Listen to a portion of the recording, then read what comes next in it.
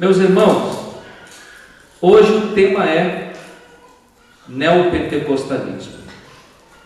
E é um tema que nós deixamos para a última aula, um tema muito vivo, atual. Vocês veem que o neopentecostalismo é um movimento. Nós vamos então ver se nessa horinha a gente consegue trazer aí alguma coisa sobre neopentecostalismo. É claro que em uma hora ainda é resumido. A doutrina neopentecostal, na verdade, eles não têm um escopo doutrinário formado. O movimento neopentecostal está à mercê de líderes, eu vou dizer bem claro aqui, charlatães.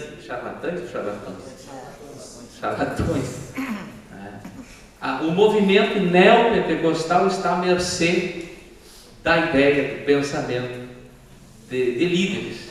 Não existe um escopo formado doutrinário, um credo. Bom, antes de mais nada, dando essa introdução, há um texto na Bíblia, 2 Coríntios capítulo 13, verso 6. Diz assim, a última partezinha, está ali. Qual dos irmãos vão ser capazes de ser ministros, mas o Espírito, porque a letra mata e o Espírito vivifica. Esse seminário, ele além de ter por objetivo clarear um pouco sobre apologia e que você entenda um pouco algumas seitas,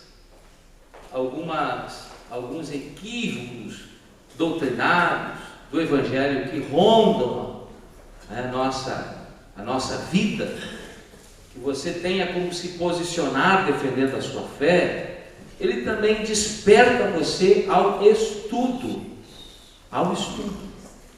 Você não pode ficar só nesse seminário. Todos nós precisamos estudar mais a palavra de Deus. E essa palavra, segunda dessa introdução, que eu quero deixar para os irmãos. Vamos estudar mais, se dedicar mais, entender melhor as bases da nossa fé cristã, para que não sejamos enganados por qualquer vento de doutrina. Quantos dizem amém? Amém. E eu citei esse texto porque esse texto é a desculpa dos preguiçosos. A letra mata, o Espírito vivifica. É um dos textos mais mal interpretados de hoje em dia. Pastor, a letra mata. Olha que conhecimento demais vai te engessar. Conhecimento demais vai te prejudicar. Cuidado, não estuda muito. Mas o apóstolo Paulo não está falando nada disso. Pelo contrário, ali ele está fazendo uma defesa, sobre a letra mata, sobre a letra da lei, que clamava, e a gente não conseguia cumprir as exigências da lei, porque sem o Espírito Santo nós não conseguíamos. Mas nessa nova aliança, Paulo está fazendo essa comparação da velha aliança e da nova aliança, e a nova aliança do Espírito Santo. Com o Espírito Santo, sim, nós somos capacitados por Ele para cumprirmos a palavra de Deus. Amém? De forma resumida. Mas jamais usar esse texto para não estudar a palavra, porque existe um perigo na ignorância. Um perigo. Eu tenho aqui uma frase que eu anotei, diz assim: muitos dos grandes erros cometidos nas igrejas seriam facilmente corrigidos se houvesse mais atenção e cuidado com o trato das Escrituras. Quando o conhecimento é negligenciado, o terreno das ilusões se torna fértil. O terreno das ilusões. E eu li um livro que uma ilha, alguns adeptos dessa ilha, um tipo de seita que adorava uma lua, caiu nas águas próximas à ilha uma boneca.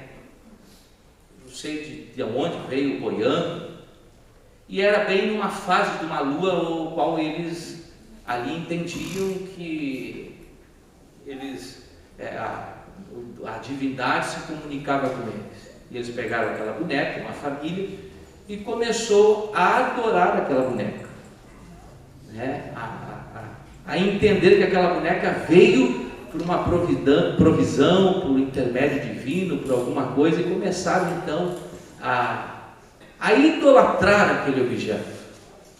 Isso é um exemplo, porque para vocês verem a ignorância que existe. Essa boneca era uma boneca inflável. Ponto. Você sabe o que é. Então vocês veem como há ignorância quando nós não entendemos a palavra de Deus. Pode rir, irmão, não tem problema. Hoje eu ensino, tá?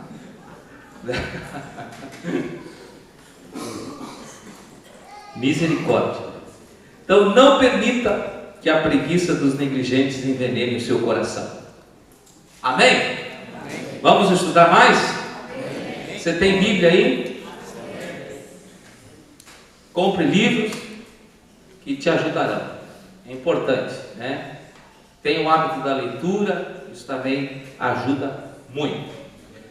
Vou começar então o tema de hoje, neopentecostalismo, e eu quero falar, iniciando aqui, sobre o pentecostalismo.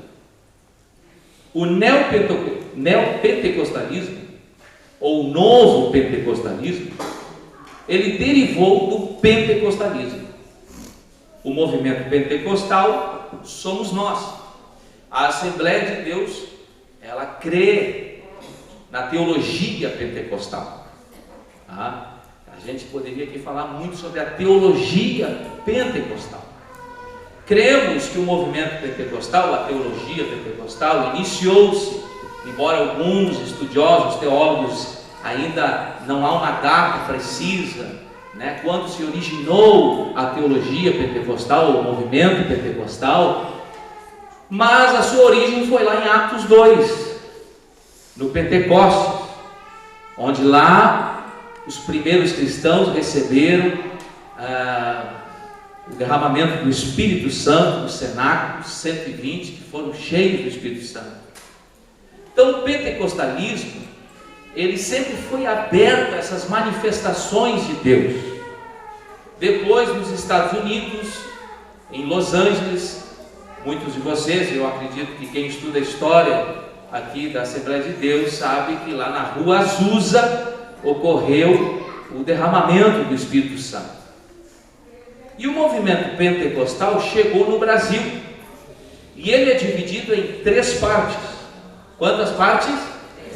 3.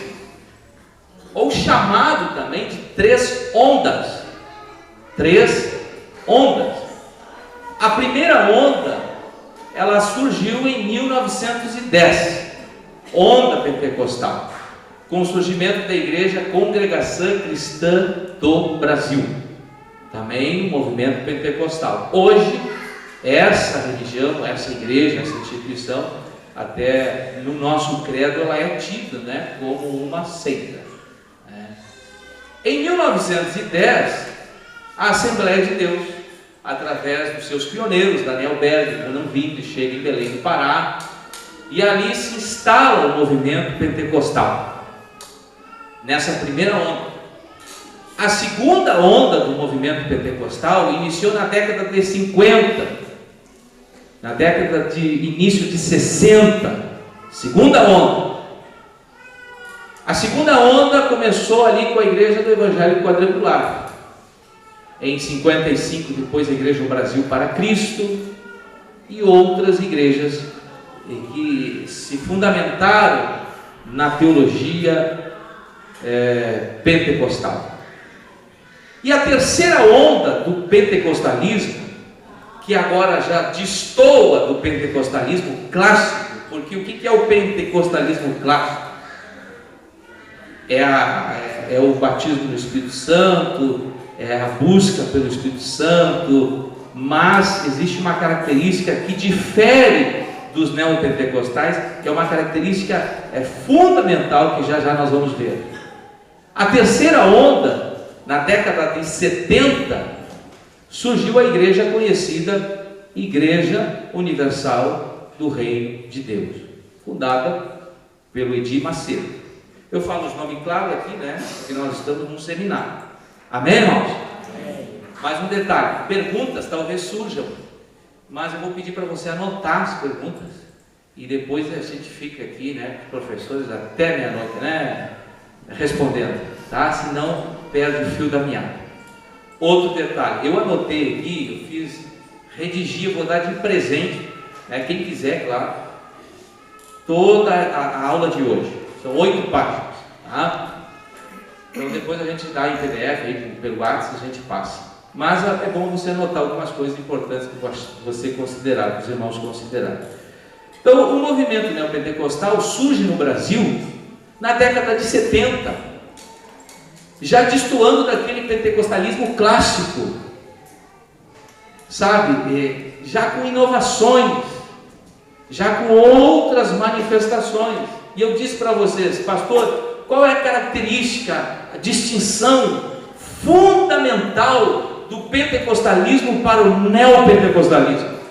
Enquanto o pentecostalismo tem as suas experiências baseadas, tuteladas na palavra de Deus, porque tudo no pentecostalismo, as experiências que nós temos nos cultos, elas devem estar debaixo da tutela das Escrituras, devem estar balizadas na palavra de Deus.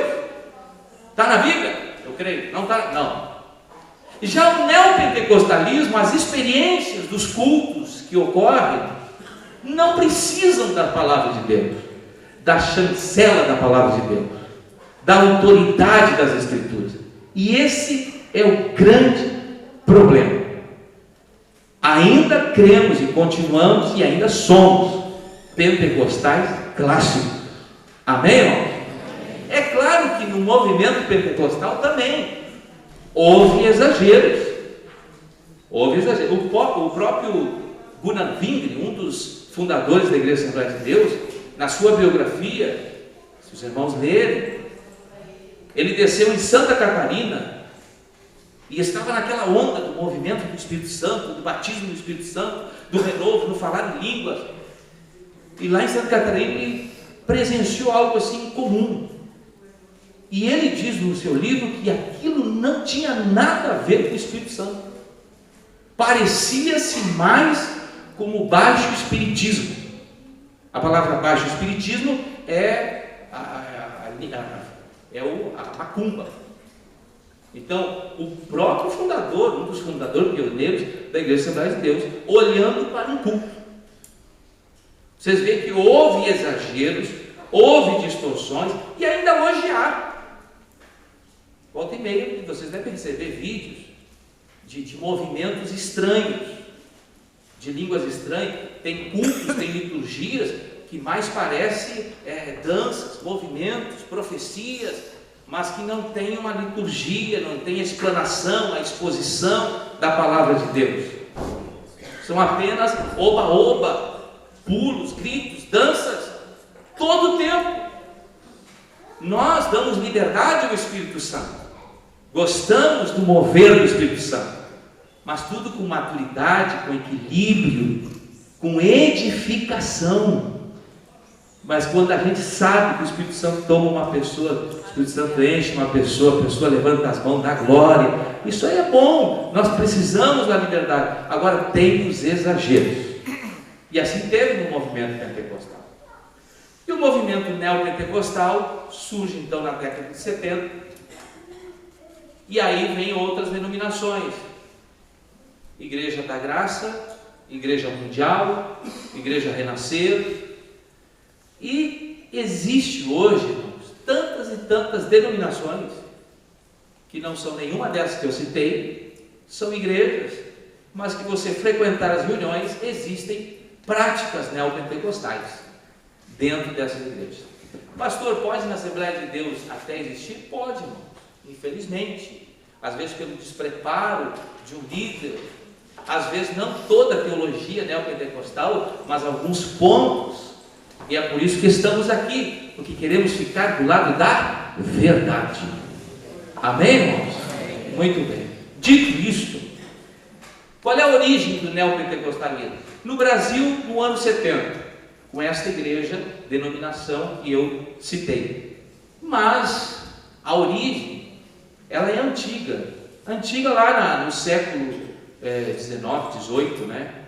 Em 1800, Seth William Kenyon, ou Kenyon, ele foi um dos fundadores do neopentecostalismo. Existiram duas influências na vida dele, para que ele criasse o neopentecostalismo. Essa é a raiz do neopentecostalismo. Isso é importante nós sabermos. As duas influências que ele teve foram duas seitas. A primeira seita, deísmo, que acreditava que Deus é um Deus impessoal.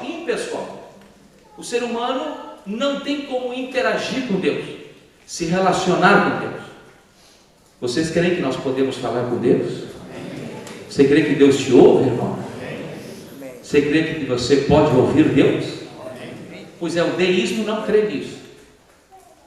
O deísmo, ele é baseado que o universo é como se você ligasse ele na tomada e deu. Ele anda sem um controle.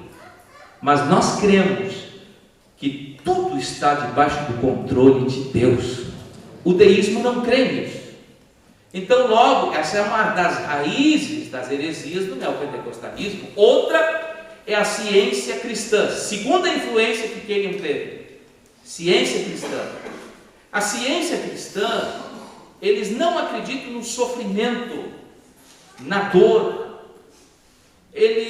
A ciência cristã tem a força no pensamento positivo, na força mental. Logo, juntando uma seita com a outra, se Deus não existe, eu posso fazer as coisas acontecerem através do poder da mente, através de bons pensamentos. Então eles não creem. A mente é poderosa. A fundadora Mary Eddy era uma moça, né, aos 17 anos, casou-se muito nova. Depois teve um problema de saúde, ela caiu no gelo. Se você ler a história dela, ela foi curada e ela diz que a cura dela ocorreu pelo poder da sua mente. E hoje essa seita, a partir dessa seita, teve muitas ramificações e muita influência hoje no neopentecostalismo. Então vejam só, hoje os líderes dessa seita contam uma história que um rapaz chegou para um dos líderes dessa seita e disse assim: olha, eu peço oração. E eles não acreditam na oração como um pedido.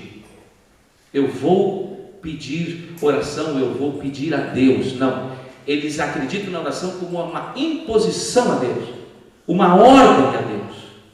Eu dou ordem e Deus tem que me obedecer. A minha ordem. Essa é a confissão positiva que nós vamos ler mais adiante. A origem é Mary Eddy. Aí o nome Mary Beckett Eddy influenciou Seth William Kenyon. Essa influência chegou esse rapaz e disse para o líder: eu peço oração para o meu pai, ele está doente. E aí os líderes disseram para esse jovem: não, seu pai não está doente, ele pensa que está doente. O sofrimento é uma ilusão da mente dele.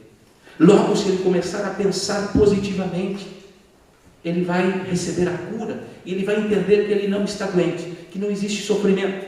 E começaram na mente dele. Passaram os seus dias, o próprio jovem chegou, e os líderes perguntaram para esse jovem: como é que está o seu pai? E o jovem disse: olha, meu pai, ele pensa que está morto, mas ele não está morto. É ótimo. Pegou ele? É forte, não? Vejam que influência. Bom, teve um discípulo, eu bebo água, Teve um discípulo de Ezekiel William Kenyon, o conhecido, famoso Kenneth Hagin. Kenneth Hagin. Esse foi um americano e ele, sim, vamos dizer assim, de forma exponencial, ele divulgou muito a teologia neopentecostal. O pensamento positivo, a teologia da prosperidade, a confissão positiva, o poder da mente, a palavra da fé. Kenneth Hagin, ele gravava em livro, ele gravava em cassetes, distribuía milhões e milhões. Teve uma influência em muitos países. Então, aí surgiu do movimento pentecostal, na década de 70, através da Igreja Universal, surgiu esse movimento neopentecostal, influenciado por tudo isso que eu falei, principalmente por Kenneth Hagin. Kenneth Hagin veio e influenciou muito hoje as igrejas neopentecostais que eu citei agora há pouco. Até aqui todos entenderam? Digo amém. Quais são as igrejas neopentecostais hoje no Brasil? Como eu disse, eu vou citá-las de novo. Igreja Pentecostal Nova Vida, Robert McAllister. Foi essa igreja que foram forjados homens, nessa igreja que nasceu o Edir Macedo e o cunhado dele, o Romildo Ribeiro Soares, o R.R. Soares. Depois divididos, cada um fundou a sua instituição neopentecostal. Igreja Renascer, Igreja Internacional da Graça, Igreja Sara Nossa Terra, Igreja Mundial do Poder de Deus, são igrejas neopentecostais. Existem outros? Sim. Existem movimentos neopentecostais? Em outras? Existe. E o que nós vamos fazer aqui hoje? Tentar falar um pouquinho, o tempo não dá para falar tudo, mas é uma coisa desse movimento, dessa teologia neopentecostal. Para que quando os irmãos, e isso é importante, vocês estarem no ambiente, no culto, vocês verem, opa, isso aí é neopentecostalismo. Não para combater, para tudo, mas é bom se posicionar e você crer, e claro, combater de certa forma, com todo o respeito, como aqui já foi falado, mas conversando, mas defendendo a tua fé, aquilo que você crê. Amém? Então, quais as características da teologia neopentecostal? Vamos avançar. Características da teologia neopentecostal. Primeira característica, ela tem uma influência de seitas e heresias muito forte. As igrejas neopentecostais, elas têm uma influência de seitas e heresias muito forte. Aí nós falamos aqui ao longo dos cursos sincretismo, Você vê nas igrejas neopentecostais práticas espíritas, católicas, você vê baixo espiritismo, você vê o alto espiritismo, você vê a adivinhação, ou seja, você vê todo tipo de lixo dentro das igrejas neopentecostais. É por isso que ela é uma seita, porque ela abre portas, ela escancara as portas para seitas, tudo com base no pragmatismo. O que é isso? Sabe aquela coisa que está dando certo? Não importa se é certo, está dando certo, vamos em frente. É muito comum as igrejas neopentecostais estarem abarroadas, lotadas de gente. Vocês veem aí? Muita gente. Porque existem métodos, formas, maneiras que nós vamos ver aqui, campanhas, formas de trazer as pessoas, para tirar das pessoas um benefício. Só que igrejas cheias, mas pessoas vazias, pessoas sedentas, pessoas que ainda não nasceram de novo, pessoas que vão em busca com a motivação errada de um Deus, por aquilo que Deus pode lhe dar, não por aquilo que Deus é. É forte. Então a primeira característica é essa abertura para seitas e heresias. Segunda característica, o simplismo extremado. O que é isso? São oferecidas soluções fáceis para problemas complexos. Olha, tu está acabado, no lixo, derrotado, é problema, é dívida, problema emocional, problema familiar, é isso, é aquilo, tu está no lodo.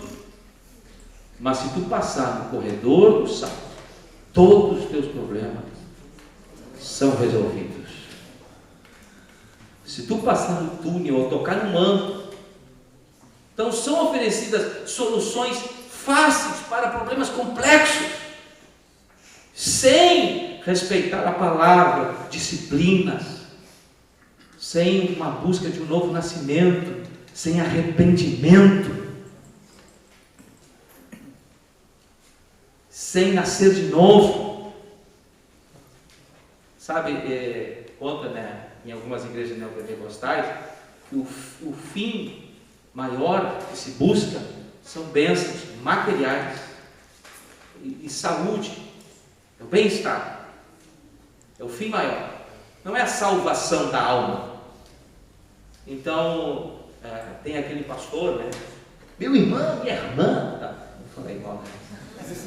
Aí tinha aqui uma fila de irmãos dando testemunho, e aí vem uma irmã, conta a bênção para a igreja. Aí o irmão conta a bênção. Aí ele diz: olha, eu andava de Fusca e agora ando de BMW. Amém! O outro: olha, eu não tinha uma casa, agora tenho uma mansão. Aí chegou na irmãzinha: conta a bênção, minha irmã. Pastor, eu não conhecia Jesus, eu estava perdido, sem esperança, vazio, mas eu encontrei Jesus, meu Salvador. A igreja: o pastor: que bom, mas agora conta a bênção. A bênção é essa maior, a salvação da nossa alma. Quantos podem dar glória a Deus porque você é salvo? Aleluia, irmão. Pode dar glória a Deus. Levante a tua mão e diga: obrigado, Senhor, pela salvação da minha alma. A maior bênção, o maior milagre é a nossa salvação. Aleluia. O resto Deus acrescenta. Então, segundo, simplismo exagerado, simplismo extremado. Terceiro, hermenêutica deficiente. A hermenêutica bíblica é muito deficiente. Pegam textos isolados, pegam passagens do Antigo Testamento, mistificam, né? Pegam textos fora de contexto. Então, nós vamos ver alguns textos mais adiante. Vamos avançar. A teologia da característica do neopentecostalismo, a teologia está centrada no homem, é o humanismo. Tudo culto é em prol do homem, benefício do homem. Deus é tirado do centro. Por isso que nós dizemos que nas igrejas neopentecostais o culto é antropocêntrico. O homem está no centro. É a tua vitória, é a tua bênção, é a tua conquista. Jesus não é cristocêntrico, porque uma vez salvo, o que me motiva a adorar ao Senhor é porque eu estava perdido e Jesus me encontrou. O meu louvor, a minha adoração, o meu culto a Ele é porque Ele me salvou. A glória, a busca não é do homem, mas a busca é para buscar a Deus. Eu não busco Deus por causa de mim. Veja que existe ênfases assim, às vezes, dentro de igrejas tradicionais pentecostais. Por isso que eu digo, podemos encontrar aspectos neopentecostais dentro de igrejas pentecostais clássicas.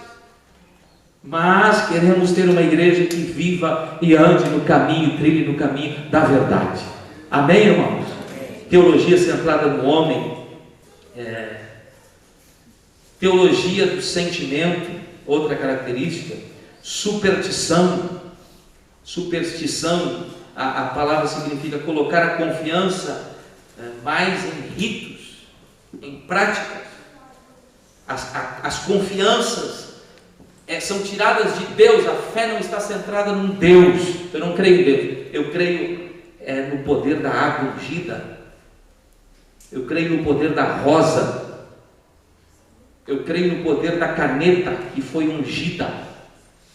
Esses dias eu encontrei uma pessoa e disse: irmão, o cliente lá, pode ensinar aqui? Ele disse: não, pastor, parei que eu tenho a minha caneta que foi ungida. E ele puxou a caneta porque a caneta tinha sido ungida. Aí eu olhei: mas o que acontece com essa caneta aí? Aí ele disse: não, tudo que eu assinar vai dar certo. Ou eu digo: ô glória, então eu não vou fazer nada. Vai dar certo. A gente brinca, mas a fé é tirada de Deus. A nossa confiança, irmãos, nunca deve ser tirada. A nossa fé deve estar em Deus. Confiar em Deus. Não adianta, é a mesma coisa, não adianta você ter a Bíblia aberta no Salmo 91, na estante da tua casa, que aquilo não vai te trazer proteção. O que te traz proteção é você verdadeiramente habitar no esconderijo do Altíssimo. É a tua vida habitar no esconderijo do Altíssimo. Então não é superstição, irmão. Então isso é superstição. Evangelho não é, evangelho é claro. Evangelho a palavra de Deus é clara, ela é viva, e ela é transformada e transforma a minha vida quando eu a pratico e a vivo ela. Glória a Deus por isso. Amém, irmãos? Amém. Bom, temas da teologia neopentecostal. Vamos indo? Vai apertando o cinto, então. Temas. Primeiro tema: teologia da prosperidade. Vamos ver o que é isso. Essa heresia foi exportada nos Estados Unidos, tem muitos nomes, facetas, mas muitos estudiosos a chamam de evangelho da saúde e riqueza. A teologia da prosperidade, para eles, Deus é um tipo de máquina cósmica de venda automática que tem que fornecer saúde e riqueza a todos que possuem fé positiva, expressam em palavras de fé, que são afirmações e declarações faladas que criam realidades por meio do poder divino. Sem perceber, tratam a oração como magia e negam a soberania de Deus e colocam o seu poder à disposição humana. A saúde e riqueza são status de bens finais. Pobreza, para a teologia da prosperidade, pobreza é sinônimo de falta de fé. Vamos ver quem falta fé aqui. Se você vive uma vida pobre, é falta de fé. Porque a fé vai te fazer viver, ser rico, ter dinheiro. Bom, isso não sou eu, irmão. É a teologia da prosperidade. É a teologia da prosperidade. Só que isso é um equívoco bíblico. Isso é heresia.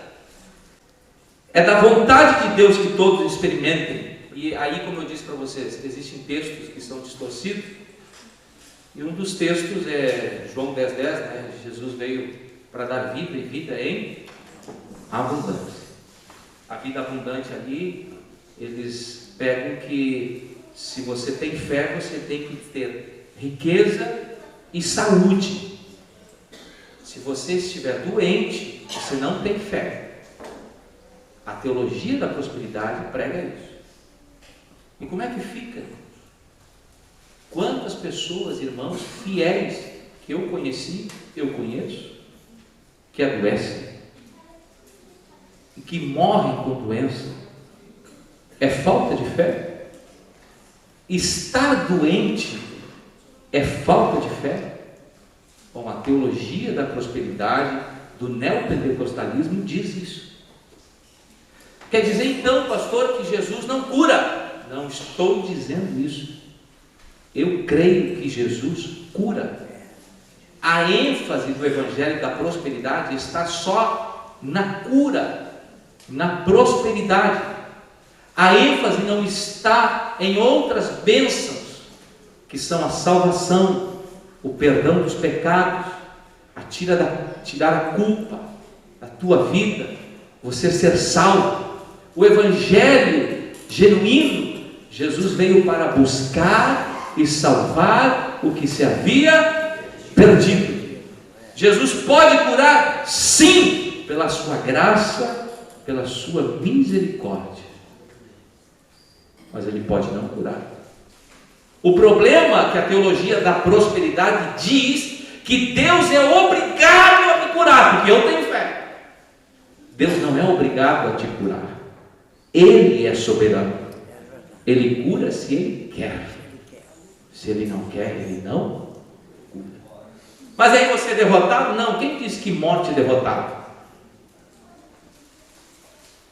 Se você morre, você está no céu, salvo.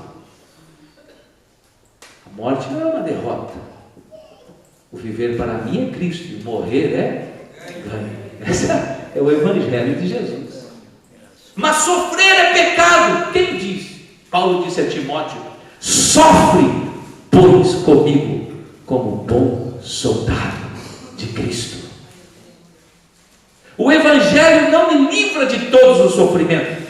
O Evangelho me ajuda, o verdadeiro Evangelho, não o Evangelho da prosperidade, o Evangelho genuíno. O Evangelho genuíno me ajuda a superar os sofrimentos. Jesus disse: no mundo tereis aflições, mas tende bom ânimo, eu venci o mundo. Jesus está dizendo: você não está só, eu estou contigo. Ele pode te ajudar, Ele pode te dar vitória, mas a ênfase do Evangelho da prosperidade é: Deus tem que fazer, e eu exijo que Deus faça. Quem é você, o homem da teologia da prosperidade, que pensa que é para mandar em Deus? Deus é soberano. Deus é soberano. Amém? Então, vejam só que são... E a questão da riqueza, do dinheiro, da oferta. Vamos ofertar, irmão? A oferta é bíblica. Nós vamos ofertar daqui a pouco, né? Se você der R$100 hoje, você vai ganhar R$1.000.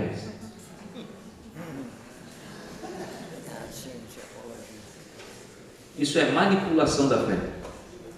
É charlatanismo. Isso é negociata. Se você der R$1.000, Deus vai te curar. Se você não der, Deus não te cura. Isso é a ideia de pensar que Deus aceita propina, uma ideia bem brasileira, de propina. Deus não aceita a tua propina. Se você der ou não der, Ele cura ou não cura, a vontade é dEle, o poder é dEle, Ele faz o que Ele quer, Ele é soberano. Veja que a ênfase está errada. Agora eu digo para vocês, eu quero clarear aqui para que não haja más interpretações. Hernandes Dias Lopes escreveu assim: o dinheiro é mais que uma moeda, é um ídolo, é mamon. O dinheiro é o maior senhor de escravos do mundo. É bíblico ofertar, mas não é bíblico explorar a fé de ninguém. Há uma grande diferença entre ofertar por generosidade e ofertar por interesse. Grave isso: ofertar por generosidade e ofertar por interesse. A teologia da prosperidade, ela motiva a tua fé equivocadamente a ofertar por interesse. Você sempre vai semear querendo algo em troca. Isso é interesse. Quer dizer que você dá apenas para você receber? Ou seja, ainda o teu Senhor é o teu dinheiro, porque é Ele que te domina. Você não dá de generosidade, de amor, de gratidão. Você não dá, a questão é motivacional. Você é motivado a ofertar. Vejam bem, motivado a ofertar por ser generoso. Por que eu oferto? É porque Ele já me deu, Ele já me abençoou, Ele já me abençoou. É por isso que eu tenho gratidão àquilo que Ele fez por mim. E eu oferto com alegria, com amor. Amém? Se essa igreja, eu digo aqui para essa igreja, que eu sou o pastor, aprender, eu não tenho medo de falar isso, eu sei que tem muitos líderes que não falam isso, mas eu estou aqui, eu tenho compromisso com a palavra, com a verdade. Eu disse, me propus, não importa o que aconteça, eu vou estar do lado da verdade, eu vou ensinar a verdade, e eu quero fazer isso, e eu desejo. E se essa igreja tiver a motivação correta, de ofertar correto, a bênção de Deus vai vir sobre a sua vida. Amém? Amém. Olha, vamos a um texto bíblico para nós encerrar essa parte. Quando o povo de Israel exigiu que Arão lhe fizesse um outro Deus, em ídolo, o famoso bezerro de ouro, coloca aí Êxodo 32, 2, Rafael. Êxodo 32, 3. Êxodo 32, 3. Aí diz assim: então todo o povo, olha só o que diz ali, então, depois da vírgula diz o que? Então todo o povo arrancou os pendentes de ouro que estavam nas suas orelhas e trouxeram a Arão para formarem o bezerro de ouro. Perceba que a totalidade ofertou para a construção do ídolo e a criação do seu culto. Agora, quando Deus pediu ao povo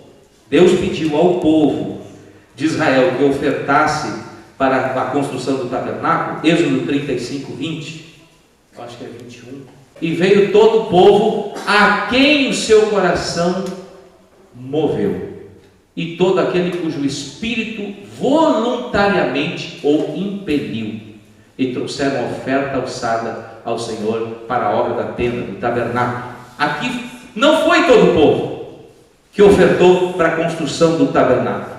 Para fazer o ídolo, para eles adorarem, culto a eles, todos ofertaram. Agora, para a tenda, para o tabernáculo, somente aquele cujo coração se moveu voluntariamente ofertar. Essa é a motivação correta, é eu ofertar voluntariamente, em gratidão, em generosidade.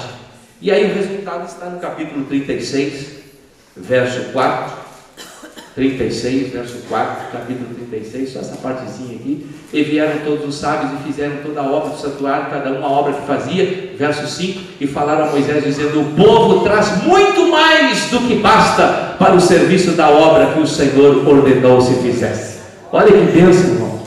Quando eu semeio com a motivação correta, não por interesse, mas por amor, sendo generoso, de gratidão a Deus, Deus me abençoa. Amém? Mas eu não espero isso, eu não oferto esperando por interesse. É gratidão, é uma disciplina de desprendimento, ser desprendido. Quem nunca oferta é porque ainda está agarrado a isso. Quem nunca dizima está agarrado a isso. Então tem que se desprender. Quantos dizem amém? Vejam que a teologia da prosperidade então está aqui. Ficou claro, irmãos? As motivações, interesse e generosidade? Está claro? Digo amém. Amém. Vamos avançar. Mais um. Estou falando sobre temas, teologia da prosperidade. Outro tema, a confissão positiva. Lembram lá quando eu disse no início que um dos influenciadores de Seth William Kenyon, que é o pai, o fundador do neopentecostalismo, foi a ciência cristã sobre o poder da mente? Hoje, dentro da teologia da prosperidade do neopentecostalismo, existe a confissão positiva, ou o pensamento positivo, ou a palavra de fé. E o que é isso? Confissão positiva. Vários gurus espirituais de pensamento positivo, ou conhecido do século XIX, novo pensamento em geral, inclui a crença na reencarnação. Seu Deus não é pessoal, né? A mente humana é capaz de explorar isso por intermédio de pensamento ou discurso positivo. E eles dizem assim, que o poder que traz saúde e riqueza é de Deus, mas o meio de acessar o poder é o indivíduo. As frases mais usadas da confissão positiva é: se eu sou filho de Deus, se eu sou filho de Deus, eu sou filho do rei, eu tenho direito a receber as bênçãos e o poder, por meio da força das palavras. Então a palavra ela passa a ser meio mística, ela tem um poder místico, ela tem uma força, onde eu faço com que se tornem realidades no meu mundo. As verdades e realidades espirituais se tornem verdades no meu mundo, através do poder da palavra. Vamos entender mais um pouquinho. Foi Kenneth Hagin que cresceu o movimento da confissão positiva, adeptos da frase: há poder em suas palavras, podemos decretar bênçãos, Deus é obrigado a cumprir a sua palavra. Eles acreditam que a mente e a língua humana possuem poder sobrenatural. Quando falamos, manifestamos a fé em leis divinas. Esses pensamentos e palavras adquirem energia divina, que gera cura, riqueza, saúde, influenciando todo o ambiente em que se vive. O mero pensamento negativo pode causar uma catástrofe. Aí vem então a palavra tem poder. Bom, a palavra tem poder no sentido místico, é isso que eles creem. Por exemplo, assim, no livro O Poder das Palavras, não sei se alguém já leu, de Jorge Linhares, que é o neopentecostal também, um livrinho pequenininho, muito vendido no Brasil. Ali ele diz que se uma mulher se chamava Maria das Dores, ela teria que ter trocado o seu nome, porque Maria das Dores tem a ver com dores, sofrimento, que enquanto ela não trocar o seu nome está atrelado a esse poder da palavra, porque dores, ela carrega isso na sua vida, no seu nome, e isso implica dores, sofrimento, é por isso que ela sofre por causa do nome. Então veja que a confissão positiva leva muita ênfase ao poder das palavras. Quantos entenderam isso aqui, irmãos? Então ela é o determinismo. Eu determino, eu declaro. Isso é confissão positiva. Eu determino, eu decreto. Ensino que Deus está sujeito às leis espirituais e que a pessoa, pela fé, pode controlar essas leis. Vejam só, o homem é barro. Pode o barro dar uma ordem de Deus, irmão? Deus é Senhor. Deus não recebe ordens suas. Deus é soberano. Mas a teologia da prosperidade, do neopentecostalismo, diz que nós determinamos sobre Deus. Então eles dizem assim: compre um carro. Quanto você ganha? 2 salários mínimos. Quanto é a prestação? 1.500. Bom, você vai ficar com 500 ainda para você viver. Mas declare, compre o carro, entre no carro e declare: esse carro eu tomo posse, é meu. Só que depois toma posse das dívidas, né? Então, é assim, determine, declaro. É como se Deus fosse obrigado a nos atender. Deus, Ele nos atende por sua misericórdia. Há ainda David Wilkerson, já faleceu, um americano. Ele dizia: antes a igreja confessava seus pecados, agora a igreja confessa os seus direitos.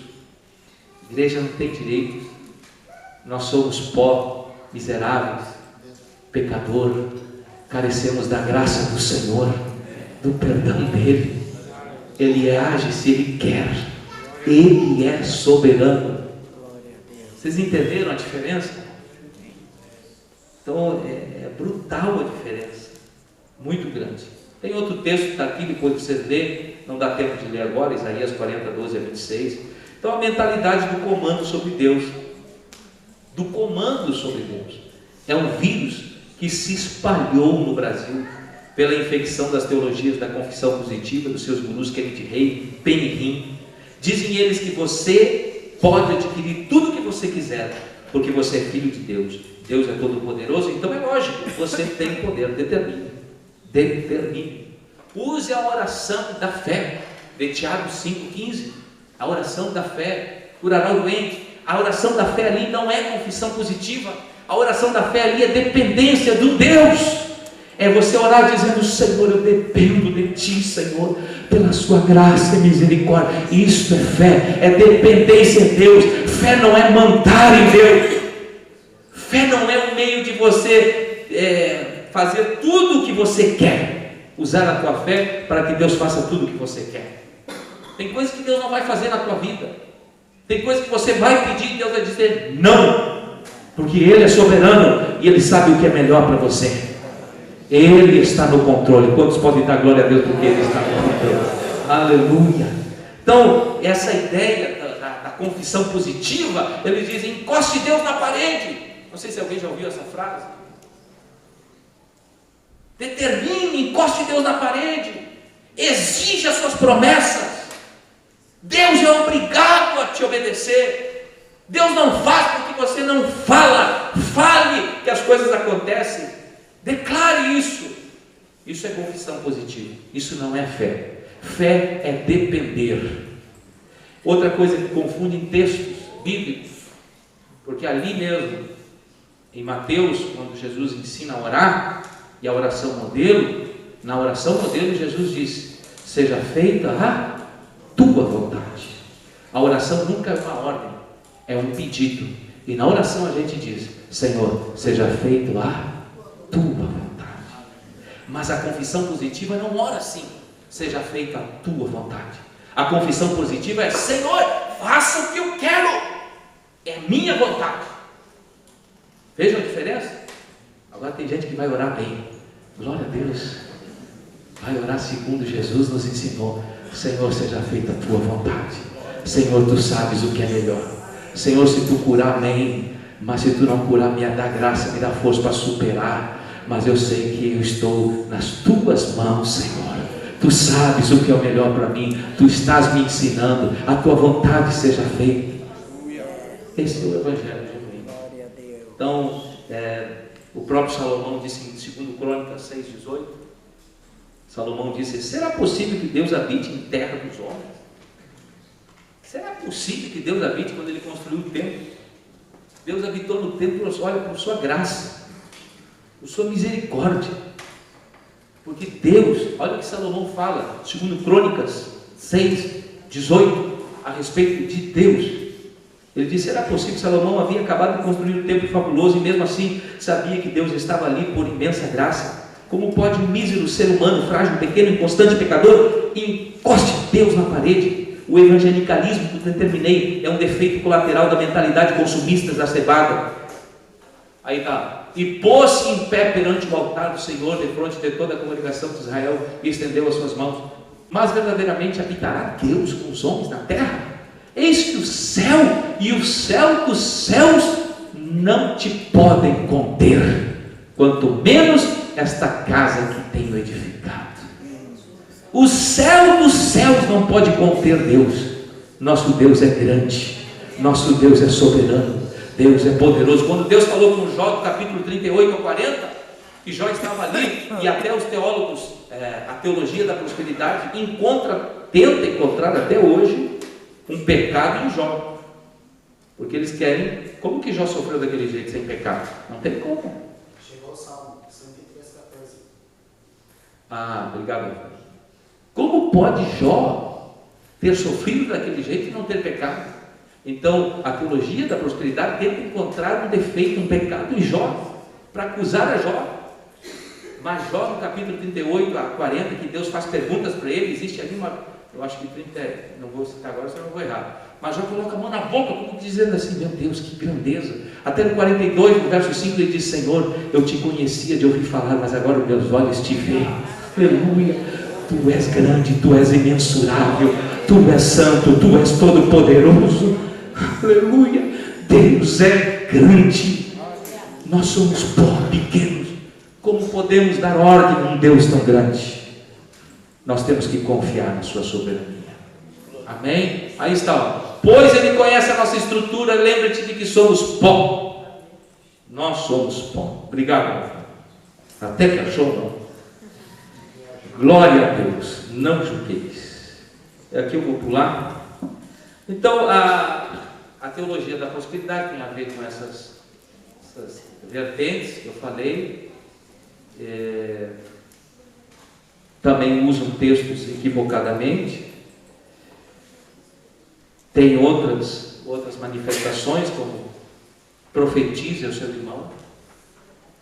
E o profetize ao seu irmão diga alguma coisa boa para o seu irmão. Não é exortar pela Bíblia, porque profetizar biblicamente é eu dar uma mensagem de Deus que serve para exortar, redarguir e corrigir. o profetize para o seu irmão, dentro da teologia da prosperidade, Deus vai te dar isso, aquilo, coisas boas. E é claro que a gente pode desejar sim coisas boas ao nosso irmão, mas isso não é uma profecia vinda de Deus. É um pensamento seu, que você deseja o melhor para o seu irmão, mas não é profecia. Amém? Então, dentro da teologia da prosperidade, do movimento neopentecostal, nós temos a maldição hereditária. E se você também, aqui não dá tempo, irmãos, que o nosso horário foi, mas são distorções bíblicas de textos equivocados, que você hoje está com o seu casamento arruinado, a sua família arruinada, é por causa que existe uma maldição hereditária que passou do seu bisavô, do seu avô, do seu pai e chegou em você. É um ensinamento antibíblico, que a Bíblia é clara e enfática. 2 Coríntios, só cita esse texto, capítulo 5, verso 17. Se alguém está em Cristo, nova criatura é. As coisas velhas já passaram e eis que tudo se fez novo. Romanos 8, 5 mais 1. Nenhuma condenação há para aqueles que estão em Cristo Jesus. Amém? Modismos neopentecostais, poderia falar, vou deixar esse material aqui para os irmãos. Modismos neopentecostais, eu vou falar só um. O uso muito comum de objetos em cultos. Esses objetos, eles são extraídos do catolicismo, do baixo espiritismo. Esses objetos são utilizados como amuletos, como talismãs, né? Carregar galhos de arruda, jogar arroz sobre recém-casados. Não faça isso, irmão. A bênção de Deus já basta. Não precisa jogar arroz, feijão, massa, ninguém. Dê aí no serviço social, nós temos muita família aí para ajudar. Queimar roupas velhas no início do ano, vestir branco, todas essas questões, né, de roupas, carregar fotos, medalhas de santos. E as igrejas neopentecostais estão se utilizando de objetos do catolicismo, do espiritismo, tipo rosa ungida, óleo ungido, aliança ungida, lenço ungido, água do Rio Jordão, azeite dos Montes das Oliveiras, sarça, túnel do amor, fitinhas no pulso, copos d'água em cima da rádio. Todo esse sincretismo é barato, falso e enganador. Nós precisamos examinar as Escrituras, porque contém nela a vida eterna, e viver debaixo da obediência da palavra do Senhor. Amar a Deus acima de todas as coisas. Amém?